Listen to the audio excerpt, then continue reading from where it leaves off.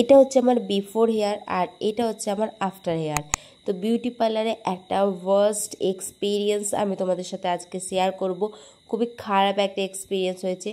ব্যাকে তো কাটিংটা তবু মোটামুটি ঠিকঠাকই ছিল, বাট ফ্রন্টে এত বাজে লাগছিল না কাটিংটা, আমি তোমাদেরকে বলে বোঝাতে পারবো না।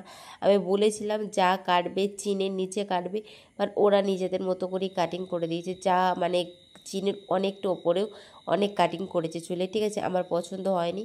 তো সেকেন্ড দিন আমি আবার ছুরি কাচি নিয়ে বসে পড়েছিলাম আমার মতো করে চুল কাটতে।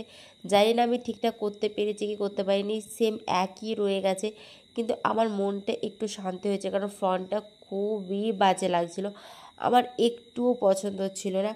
তাই আমি নিজে থেকে যতটা পেরেছি ঠিক করার চেষ্টা করেছি, জানি না কতটা ঠিক হয়েছে কি না হয়েছে, আর আমার মনটা একটু হলেও স্যাটিসফাইড হয়েছে। তোমরা জানিও কমেন্ট করেছে আমি এটা ঠিক করেছি না ভুল করেছি, বাট এটা আমার খুব খারাপ এক্সপিরিয়েন্স ছিল হচ্ছে বিউটি পার্লারে। তো এইটুকুই তোমাদের সাথে শেয়ার করার ছিল, আজকেকার মতো এত তৈরি।